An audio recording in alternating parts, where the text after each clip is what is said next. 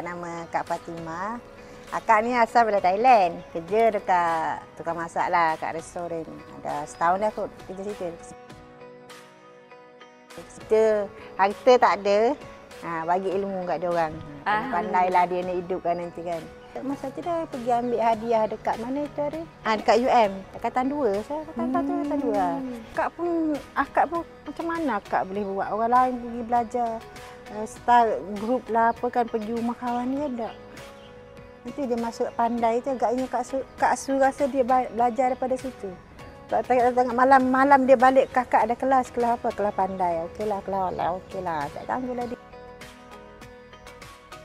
Dia suka ikut.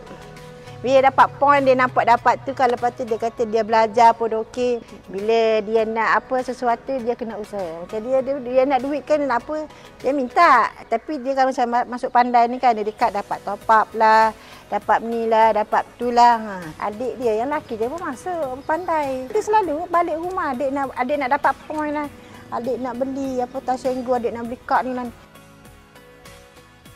Peringatan dia ada sikit lah. Daripada kira dia belajar tu, kira dia belajar sendiri.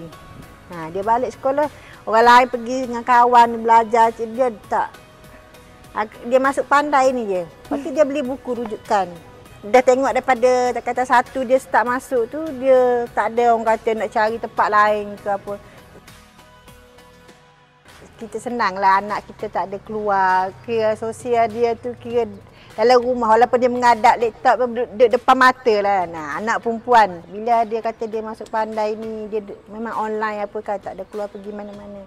Dia kata dia bertumpu pada belajar.